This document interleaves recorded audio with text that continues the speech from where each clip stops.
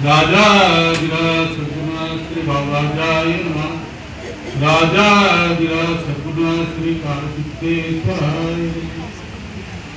ओम नमो ध्यात्या वेद प्रतिपाद्य जय जय सुखवेद्य आत्मरूपा दयांते केलिया स्मरण सकळ विद्येचे अधिकरण तेची बंधू श्रीचरण श्रीगुरूंचे ते नमस्कार. मी आता स्वामीनाथांना वंदन करून सर्व भाविकांना माझा साष्टांग नमस्कार. आज गुरुपौर्णिमा आणि व्यास पौर्णिमा या निमित्ताने आपण या सत्संगामध्ये सम्मिलित झालेलो आहोत. खरं म्हणजे पांडुरंग बघा कटेवर हात ठेवून उभा आहे. का कटेवर हात ठेवून उभा आहे? तर चंद्रभागेचं जे पाणी आहे ना ते कमरेपर्यंतच आहे, तुम्ही बोलणार नाही असं पांडुरंग म्हणतो. महाराज सुद्धा कटेवर हात ठेवून उभे आहेत. बघा त्यांनी असं सांगितलेलं आहे की तुम्ही या भवसागरामध्ये बुडणार नाहीत, कारण ते भवसागर सुद्धा कमरे एवढा आहे. पण त्याने असं सांगितलेलं आहे की सिद्धरामेश्वर आश्रम गोरेगाव इथे तुम्ही यायला पाहिजे. का यायला पाहिजे? तर तुमचा अहंकार घालवण्याकरता यायला पाहिजे, नाही का? आपला अहंकारच मोठा शत्रू आहे बरं का. मी प्रवचन करतो, लोकांनी माझ्या पाया पडायला पाहिजे हा सुद्धा अहंकार नाही का? मी मठावर येतो म्हणजे मी काहीतरी विशेष आहे हा सुद्धा अहंकार. मी मठावर येऊन काम करतो हा केवढा मोठा अहंकार आहे. काम करणाऱ्यांनी असं म्हणूच नाही की मी काम करतो, नाही का? मी सकाळी 4 वाजता उठून काय काय करतो, हे करतो, ते करतो, हा मोठा अहंकार. हा अहंकार गेला तुका म्हणे देव झाला. तुमचा अहंकार जर गेला तर त्याचा इथे येऊन उपयोग आहे, त्याचा काही उपयोग नाही.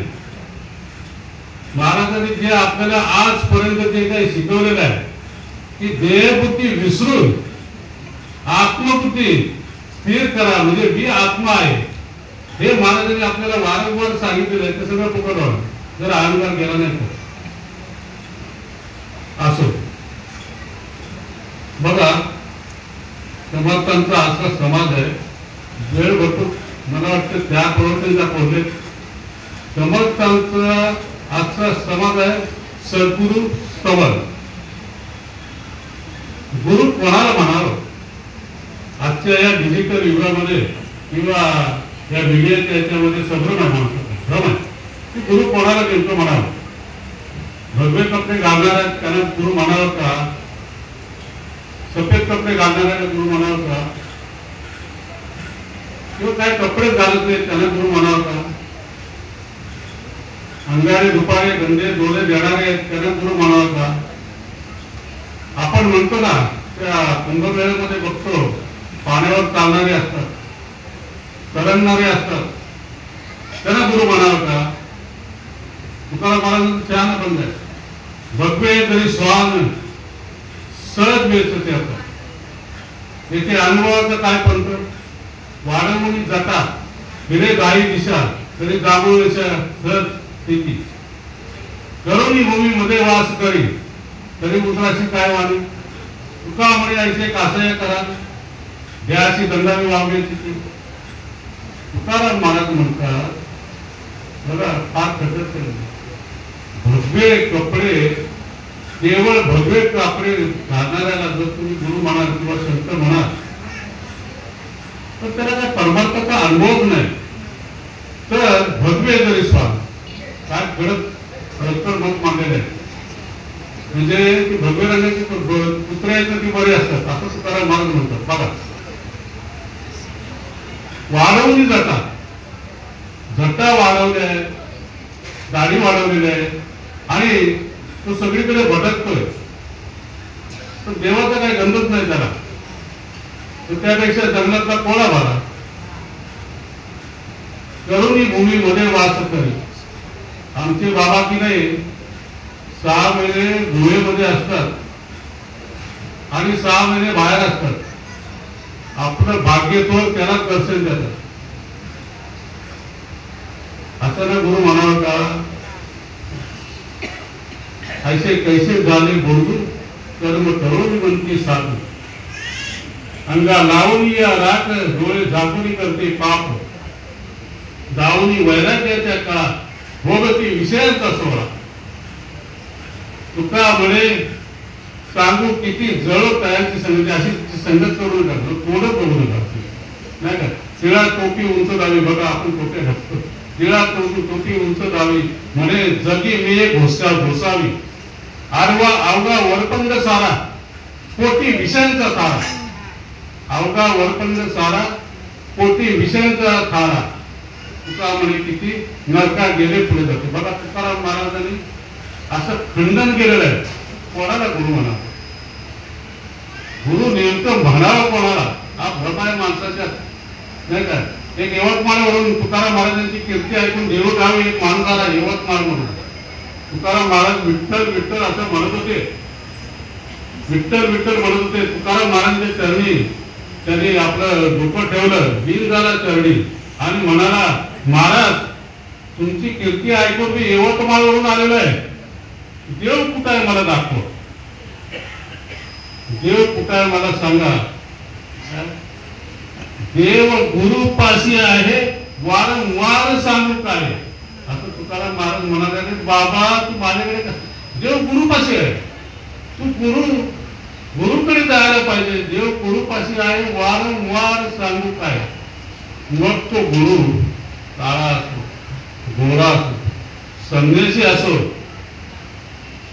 किंवा गृहस्थी असो, तो अशिक्षित असो सुशिक्षित असो, पण जो अज्ञान निरसी, जो ब्रह्मज्ञानाचे उपदेशी, जीवात्मा या परमात्म्याशी एके करे तो गुरु झाला. जो आपला अज्ञान दूर करतो तो गुरु, जो आपली देहबुद्धी काढून टाकतो तो गुरु.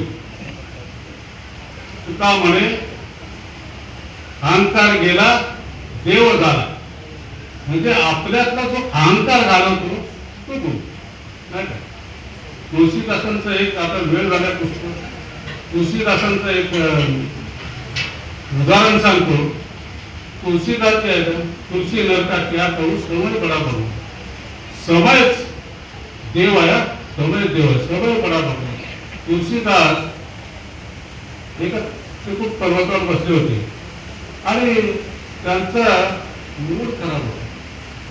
म्हणजे आपण म्हणतो ना, आजच्या भाषेत आपण मूड म्हणतो, पण नैराश्याने घातले होते सतत. तुलसीदास म्हणजे परमभक्त, रामाचे परमभक्त तुलसीदास. तर ते का बरं असे होते, त्यांचं का मूड खराब झाला होता, तर मी इतकी भक्ती करतो पण मला प्रभू रामचंद्राची भेट का होत नाही, याकरता ते दुःखी होते. प्रभू रामचंद्राने विचार केला की खरोखर आपण त्या तुलसीदासाला दर्शन देऊया. सामान्य वेशामध्ये प्रभू रामचंद्राने सामान्य माणसाचा वेश केला आणि त्यांच्या समोर गेले. तुलसीदास काय करत होते, चालवरती गंध ते चंदन उघडायचे आणि प्रत्येकाला टीका लावत होते, सगळ्यांना असा टीका लावत होते. प्रभू रामचंद्र गेले आणि हे एकदमच पुष्टी झाले, समोर गेले आणि पुष्टी झाली. त्यांना काही टीका लावलं नाही, बाबा जा माझं काही म्हणून नाही, तू जा म्हणून सांगितलं. अरे बाबा मी आलो इथे एवढं लांबून आलो, तू का टीका लावत नाही. ते सामान्य दिसलं म्हणून टीका लावत की काय, तुम्ही अनेकांना लावत नाही, माझं आता हे नाही. तर काय झालं की मला माझ्या भगवंताने, मी ज्याच्यावर प्रेम करतो, ज्याची भक्ती करतो, तो मला दर्शन देत नाही म्हणून मी दुःखी आहे. असं बघा पळायला सांगतोय. सामान्य माणसं म्हणजे प्रभू रामचंद्र आहे त्याला सांगतोय. आता राम आहे तिथे हनुमंत नक्की असणारच. हनुमंत एका पोपटाचं रूप घेऊन एका झाडावर बसला होता. त्यांनी सांगितलं पोपटाच्या आवाजामध्ये, अरे बाबा ते समोर आले ते चंदनाचा टीका त्यांना लाव, ते प्रभू रामचंद्र आहेत असं सांगितलं. पक्षाची भाषा समजत होती तुलसीदासांना. तेच प्रभू आहे. आणि तुलसीदासांनी ओळखलं की प्रभू रामचंद्र आपल्या अश्रूंचा अभिषेक त्याच्यावरती केला. म्हणजे काय, शेवटी कोण लागला, देवाला भेटण्यासाठी गुरु लागला ना, शेवटी गुरुच लागला.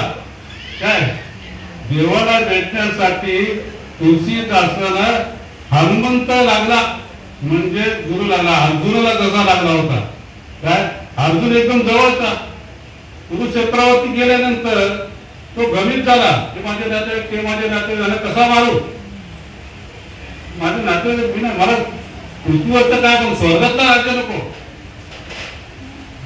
आणि मग काय झालं, अर्जुन म्हणजे भगवान श्रीकृष्ण आते भाऊ, पण भगवद्गीता सांगण्याकरता, तत्वज्ञान सांगण्याकरता गुरु लागले. नाही झालं